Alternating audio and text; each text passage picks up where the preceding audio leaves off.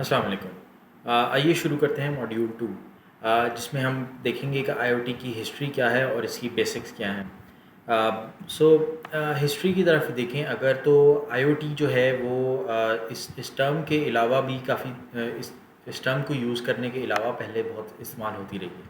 और ज़्यादातर इस्तेमाल इसका सैटेलाइट्स या फिर जो है मुख्तलिफ़ फ़ोन्स, फैक्स या फिर गवर्नमेंट के लेवल्स के ऊपर या फिर डिफेंस यूजेज के लिए होता रहा है।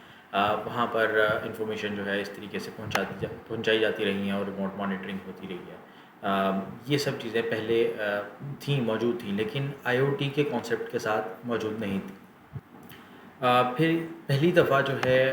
1999 में 1999 में कोका कोला ने एक मशीन जो है वो लगाई, क्योंकि कोका कोला जो है वो काफ़ी मार्केटिंग के अपने नए नए अंदाज से काफ़ी ज़्यादा मशहूर कंपनी है। तो उसने एक मशीन लगाई जिसके ज़रिए आप जो है वो रिमोटली दूर रहते हुए भी मशीन से चेक कर सकते थे कि क्या मशीन में जो है वो ठंडी बोतलें अवेलेबल हैं या नहीं हैं। तो वहाँ से जो है ये इंटरनेट ऑफ थिंग्स का कॉन्सेप्ट जो है वो और ये नाम भी जो है वो शुरू हुआ। उसके बाद सन 2007 के बाद, इससे पहले ये रिसर्च में रहा, लेकिन सन 2007 के बाद जो है क्या जिस तरह से ही ये आर्डुइनो का जो है वो इंट्रोडक्शन हुआ, तो लोगों ने बहुत स्पीड से इन चीज़ों के ऊपर काम करना शुरू कर दिया। बहुत सारी डिवाइसेस जो हैं वो ऑनलाइन आना शुरू हो गई। चूँकि आर्डुइनो के साथ मेकर कम्युनिटी को बहुत सारे लोगों के पास एक पावर आ गई थी कि वो एक आसानी के ज़रिए माइक्रो कंट्रोलर्स और बहुत सारी डिवाइसेस को प्रोग्राम कर सकें, तो लिहाजा इसमें एक बहुत ज़्यादा एक्सपोनेंशियली राइज़ हमने देखने को मिला। 2007 के बाद से जब 2014 में एस्प्रेसिफ ने जो है अपना एक ESP8266 माइक्रो कंट्रोलर जो है वो जब लॉन्च किया, जिसके अंदर वाईफाई की कैपेबिलिटीज़ भी थी और साथ में वो अपनी प्रोसेसिंग भी कर सकता था, तो इंटरनेट ऑफ थिंग्स को एक तरह से और ज़्यादा बूम मिला। उससे पहले बड़ी कंपनीज़ जो थीं वो कर रही थीं, अपने इक्विपमेंट्स प्रोवाइड कर रही थीं इंडस्ट्रियल लेवल के ऊपर या फिर कमर्शियल जो है होम यूजेज के लिए भी। लेकिन वो बहुत ज़्यादा महंगे होते थे और वो हर आम बंदे की पहुंच में नहीं होते थे, और हर आम बंदा जब करना चाहता था तो वो इक्विपमेंट वगैरह कॉस्टली होते थे। जैसे कि आर्डुइनो, ऑल्दो के काफ़ी जो है उसने बूम जो है वो मिला था उसकी वजह से इंटरनेट ऑफ थिंग्स को, लेकिन स्टिल आर्डुइनो में एक जो है वो उसकी शील्ड थी जो कि इस्तेमाल होती थी लग के आर्डुइनो के साथ, मगर वो बहुत ज़्यादा महंगी आती थी। जब ESP8266 इन्होंने लॉन्च किया, तो ये तकरीबन जो पूरे का पूरा माइक्रो कंट्रोलर और वाईफाई के साथ जो था, ये तकरीबन $4 से $5 का पड़ता था, जो कि बहुत ही सस्ता था। तो लिहाजा लोगों ने इसको बहुत स्पीड से लेना शुरू किया, इसके ऊपर डेवलपमेंट शुरू हो गई, बहुत सारे लोगों ने, कम्युनिटी ने इस पे काम करना शुरू कर दिया, और इस तरीके से अब जो आगे लोगों ने अपनी डिवाइसेस बनाना शुरू कर दी, उसमें जो है वो यही माइक्रो कंट्रोलर एम्बेड करके वो फ़ौरी तौर पे वाईफ़ाई के ज़रिए इंटरनेट से कनेक्टिविटी हासिल कर लेते थे।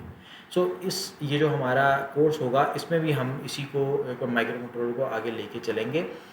इसका दूसरा नाम जो है, इसकी एक किट का नोड MCU भी लिया जाता है। हो सकता है आप में से कुछ लोगों ने इसको पहले भी सुना हो। तो उसके बाद जो है ये IoT की दुनिया में एक एक अचानक से बूम आया, क्योंकि बहुत ज़्यादा आसानी से लोग कम्युनिकेट कर लेते थे ओवर द नेटवर्क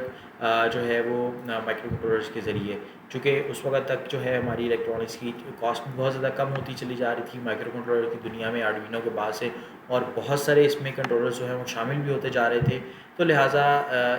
इसके आने के बावजूद जो है जिस तरह से कहा जाता है कि 4 चाँद लग जाए उसको इंडस्ट्री को, तो इस तरीके से हुआ और बहुत ज़्यादा जो है इसके बाद बूम मिला। उसकी एक मिसाल छोटी सी आपके सामने है कि हमारे पास पहले इतना ज़्यादा जो है वो घरों में ये चीज़ नहीं नज़र आती थी कि ऑटोमेटिक स्विचेस वगैरह यूज़ कर लें, लेकिन इसके बाद बहुत सारे घरों में जो है ये डिवाइसेस नज़र आने लगी, जो कि लोग नेटवर्क के ज़रिए, अपने मोबाइल ऐप्स के ज़रिए अपने घर में चीज़ों को कंट्रोल कर लेते थे। बहुत सारी अपनी जो है वो उन्होंने अप्लाइंसेस को इससे कंट्रोल करना शुरू कर दिया। सो अभी ये एक मोटी मोटी ब्रीफ सी हिस्ट्री थी कि किस तरीके से इंटरनेट ऑफ थिंग्स जो है वो आया और किस तरीके से इसमें बूम आना शुरू हुआ। अब चूँकि ये एक नई फील्ड है और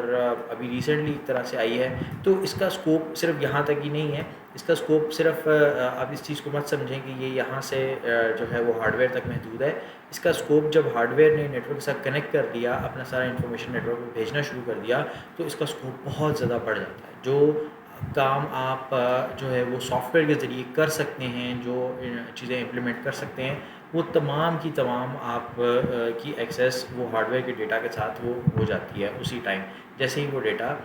ओवर द नेटवर्क आपके पास सॉफ्टवेयर में यानी कि आपके सर्वर के ऊपर आना शुरू हो जाता है। तो वो जो हमारे पास कैपेबिलिटीज़ वो अनेबल जिस हार्डवेयर ने जो हमें कर दिया सॉफ्टवेयर के साथ इंटीग्रेशन के साथ, वो इससे पहले हमारे पास हिस्ट्री में नहीं मिलती। उसके लिए आपको इससे पहले अगर आपको हार्डवेयर सॉफ्टवेयर कम्युनिकेशन करवानी होती थी, तो लोग ज़्यादातर जो है वो अपने कंप्यूटर्स के साथ जो है वो तार लगा के करते थे, या कोई सीरियल पोर्ट या किसी दूसरी पोर्ट के ज़रिए जो है वो अपने कंप्यूटर के साथ अटैच करके फिर कर रहे होते थे। इसकी छोटी सी मिसाल ऐसे है कि जैसे जब आपको अपनी जो है गेम्स वगैरह खेलनी होती थी, या कुछ भी कंसोल वगैरह लगाना होता था शायद आपके बचपन में भी, तो क्या होता था कि आपके टीवी के साथ एक पूरा गेम सेट जिसमें जो है आप एक कैसेट वाली गेम्स डालते थे वो लगती थी। लेकिन आहिस्ता आहिस्ता अब यहाँ तक सिचुएशन आ गई है कि आप अपने मोबाइल में डालते हैं और आप पूरी दुनिया के साथ मिलके गेम खेल रहे होते थे। पहले क्या होता था कि जो लोग जिन 2 लोगों के पास रिमोट होगा, सिर्फ़ वही लोग खेल सकते हैं। लेकिन अब जिन जिन लोगों के पास वो डिवाइसेज़ हैं, वो सारी आपस में कनेक्ट होकर एक-दूसरे के साथ खेल सकते हैं। सो दिस इज़ सो ये भी एक आईओटी की वजह से ही हमें इनेबलमेंट मिली है कि हम इतना ज़्यादा जो है वो कम्युनिकेट कर रहे हैं, ना सिर्फ़ सॉफ्टवेयर लेवल के ऊपर बल्कि हार्डवेयर लेवल के ऊपर भी, कि यहाँ से बैठकर मैं पूरी दुनिया में कोई मौजूद दूसरी किसी चीज़ को कंट्रोल उसको ना सिर्फ एक्सेस कर सकता हूँ बल्कि उसको कंट्रोल भी कर सकता हूँ। सो अब आगे देखते हैं कि ये बेसिक जो है वो बेसिकली आईओटी वो किस किस कंपोनेंट से मिलकर बनी है। सो एक तो हार्डवेयर पार्ट जो है वो जो मैंने आपको बता दिया वो तो है ही है इसके अंदर, विच is very crucial and very important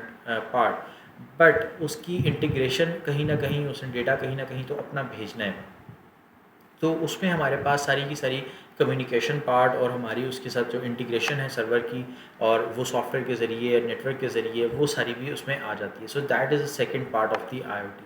और तीसरा जो इसका पार्ट है, जब हमारे पास एक डिवाइस जो है वो डेटा कहीं ना कहीं दे रही है हमारे पास, उसकी डेटा के एनालिटिक्स और उसकी प्रेजेंटेशन। सो इस पूरे कोर्स के अंदर हम इन तीनों पार्ट्स को देखेंगे, और इसके अलावा भी कुछ चीज़ें हम देखेंगे, जैसे कि मैं अभी आपको एक और जो है इलस्ट्रेशन के ज़रिए समझाऊँगा।